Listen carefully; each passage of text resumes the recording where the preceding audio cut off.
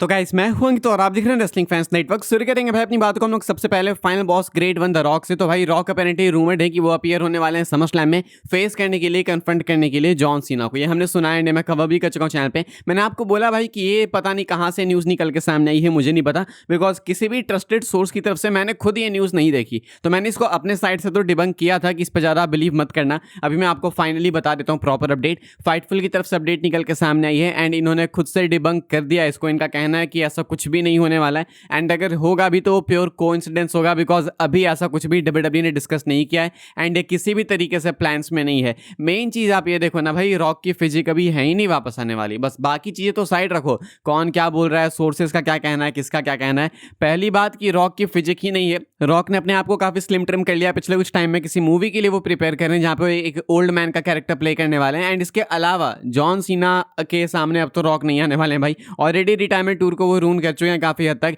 And John Cena ने इस चीज को टीवी पर एड्रेस कर दिया। तो अब तो देखो ये चीज होने से रही, अब आपको रॉक सीना के सामने नहीं देखने को मिलेंगे एंड मुझे लगता भी नहीं कि फैंस बहुत ही ज्यादा एक्साइटेड हैं। एक रॉक के बारे में पर्सपेक्टिव बन गया है, जो कि गलत भी नहीं है कि ये बंदा आता है बट मीनिंगलेस है, मैटर नहीं करता, आए जाए क्या फर्क पड़ता है। लाइक पहले तुम देख लो बैड ब्लड का एग्जांपल, उसके बाद तुम ये देख लो अपना रेसलमेनिया से पहले एलिमिनेशन चेंबर में, उसके बाद कभी अपीयर नहीं हुए, रेसलमेनिया में नहीं आए एंड बाकी रेसलमेनिया 40 के बाद तुमने देखा होगा कि कोडी के सामने आए थे, टाइटल एक्सचेंज हुआ था एंड उसके बाद सब कुछ भूल ही गए।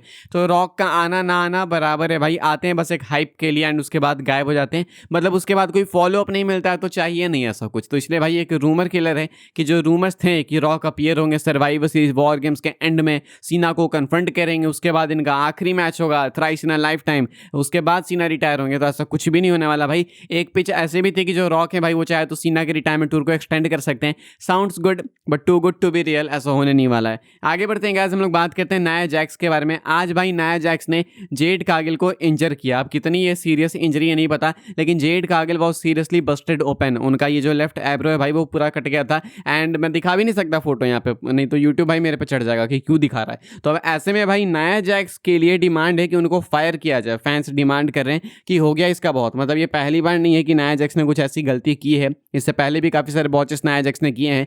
बेकी लिंच के नाक फोड़ने की बात हो, चाहे इधर उधर अलग अलग मूव्स गलत तरीके से लगाने की, या फिर इनफैक्ट आज मैच के अंदर ही मल्टीपल बॉचेस किए नाया जैक्स ने। नाया जैक्स ने पहले किकआउट कर दिया, उसके बाद किकआउट ही नहीं किया। तो ये दो तीन चीज़ें भाई काफ़ी स्टूपिड सी लगी एंड इसके बाद ये जो बॉच इन्होंने किया, जिस तरीके से जेड कार्गिल को इन्होंने दे मारा स्टील स्टेप्स में, ये कोई भी मतलब नॉर्मल सा भी रेसलर होना भाई तो इतना तो एक्सपीरियंस रखता है कि अगर स्टील स्टेप्स है या फिर अनाउंसर टेबल है या फिर लोहे की चीज़ है या फिर कुछ भी सीरियस है, मतलब भयंकर है जिससे आप हर्ट हो सकते हो, तो वहाँ ले जाके सुपरस्टार्स को ढकेलो या फिर उनको कुछ भी करो तो थोड़ा सॉफ्टली करो, जेंटली करो। ये नहीं कि ले जाके दे मारो भाई कि जैसे वो कुशन है। कुशन नहीं है, वो स्टील है भाई, प्रॉपर स्टील है, वो भी काफ़ी हैवी स्टील है।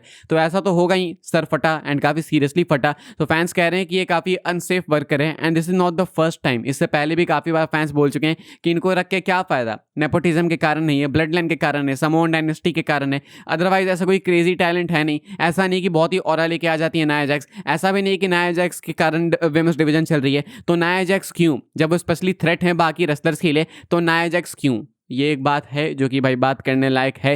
क्या सोचना है आप इसके बारे में कमेंट करके बताइएगा। देखो मुझे लगता है गलतियां सबसे होती है, लेकिन नाया जैक्स की गलतियां सुधरती नहीं है, बात ये है। तो इसलिए इनको परफॉर्मेंस सेंटर में भेजना चाहिए, ये एक नेसेसरी है चीज़ जो कि करनी चाहिए डब्ल्यूडब्ल्यूई को। ये एक मेन मूव है जो कि इनको लेना चाहिए। मैं ये नहीं बोलूँगा कि फायर कर दो, वो बहुत हार्श हो जाएगी चीज़, लेकिन हाँ परफॉर्मेंस सेंटर में भेजना चाहिए एंड वापस इनको 1 साल ट्रेनिंग में डालना चाहिए एंड उसके बाद फिर इनको वापस लाना चाहिए, because this is not working भाई। ऐसे सुपरस्टार्स हर्ट होते रहेंगे तो चलेगा नहीं, किसी को सीरियस इंजरी हो जाएगी एंड उसके बाद नाया जैक्स के लिए भी बहुत ही दिक्कतें हो जाएंगी। आगे बढ़ते हैं गाइस, हम लोग बात करते हैं अगली स्टोरी के बारे में जो कि द ए लिस्टर मिज को लेके। तो भाई मिज को लेके एक पिच है जो कि बुली रे की तरफ से एंड बुली रे का कहना है कि मिज क्या कर रहा है, मिज कंप्लेंट्स कर रहा है कि उसको जॉन सीना के अगेंस्ट मैच नहीं मिला। वो फैंस पे अपना गुस्सा निकाल रहा है, एज स्टाइल्स को मेंशन कर रहा है, रैंडी ऑर्टन को मेंशन कर रहा है। तो एक काम करते हैं ना, क्यों ना क्राउन ज्वेल में होने वाले जॉन सीना एज स्टाइल्स के मैच में ए लिस्टर मिज को भी ऐड कर दिया जाए। इनकी पिच ये है कि इस वाले मैच में मिज को भी ऐड करो एंड इससे फैंस गुस्सा होंगे तो एक हील अप्रिसिएशन मिलेगी मिज को, मतलब एक हील मूव होगा तो अच्छा हील वाला रिएक्शन मिलेगा मिज को एंड फैंस लेजिट में पिस ऑफ हो जाएंगे। तो इसलिए भाई वो मिज को काफी हेट करने लगेंगे। तो ये चीज वर्क करेगी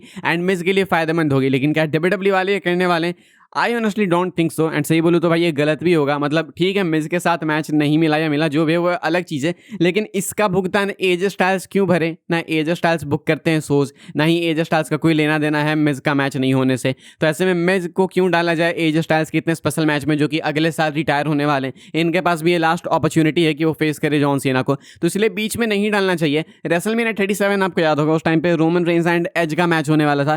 फैंस बहुत हाइप थे, बीच में ब्रायन डैनियल्सन को डाल दिया गया, जो कि उस टाइम पे फेस थे, लेकिन फिर भी फैंस ने बहुत डिसलाइक किया था। हाँ, मैच अच्छा गया था, डेफिनेटली बहुत अच्छा गया था, लेकिन फिर भी भाई ब्रायन डैनियल्सन मैच में आए थे तो लोगों को पसंद नहीं आया था। तो इसलिए यहाँ पे कोई मिज को देखना चाहता नहीं है, एंड मिज को जबरदस्ती डालना ये WWE के लिए आत्महत्या करने बराबर होगा, बिकॉज ऑलरेडी रेसलपलूजा ये लोग रून कर चुके हैं। अभी एक मौका है कि जॉन सीना एजे स्टाइल्स कीजिए, उसमें आप मिज को बस इसलिए डाल रहे हो बिकॉज मिज ने किसी इंटरव्यू में कुछ बोल दिया, तो ये तो काफी स्टूपिड वाला मूव हो जाएगा, एंड हो जाएगा कि खुद के पैर पे खुद ही कुल्हाड़ी मारने वाला मूव। क्या सोचते हैं आप लोग इसके बारे में? भाई लिख के बताना कि आप एक्चुअली में देखना चाहते हो कि मिस जॉन सीना का मैच हो, या फिर मिस को ऐड करना चाहिए AJ Styles and John Cena के मैच में, जस्ट लाइक जैसे कि बुली रे पिच कर रहे हैं। क्या आप लोग एग्री करते हो? हाँ या फिर ना, लिख के बताना। देखो, बुली रे की पिचेस बहुत ही क्रेजी होती है, एंड आई थिंक कि मोस्ट ऑफ द टाइम्स बेकार होती है, एंड आई थिंक ये बेकार में से ही एक है। आप क्या सोचते हैं? लिख के बताइएगा। आगे बढ़ते हैं गाइस, हम लोग बात कर लेते हैं भाई अपनी आखिरी स्टोरी के बारे में, जो कि सेरिब्रल असैसिन ट्रिपल एच को लेके। तो भाई ट्रिपल एच के बुकिंग को लेके एक मेजर इशू बताया गया है, एंड कहा गया कि ट्रिपल एच खुद फेस कर रहे हैं एक बहुत ही सीरियस प्रॉब्लम।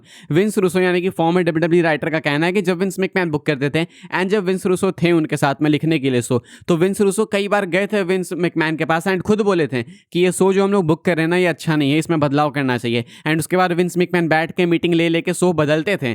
बात यह है ना कि ट्रिपल एच के साथ में कोई उनके साथ में ऐसा है नहीं कि वो आके उनको बोले कि शो खराब है। उनके साथ में सारे उनके यस मैन है, मतलब जो सारे हाँ में हाँ मिलाए कि हाँ ठीक है, जो भी है वो ठीक है। ट्रिपल एच को एक ऐसा बंदा चाहिए जो कि उनके मुंह पे आके बोले कि नहीं, ये जो हम लोग कर रहे हैं ये गलत है, ये फालतू है, इसकी नीड नहीं है, ये बेकार बुकिंग है, ये स्टूपिड डिसीजन है, इससे कोई भी हाइप नहीं होगा, इससे किसी को टेंशन नहीं मिलेगा, एंड इससे कुछ भी नहीं होने वाला, उल्टा फैंस गुस्सा होंगे।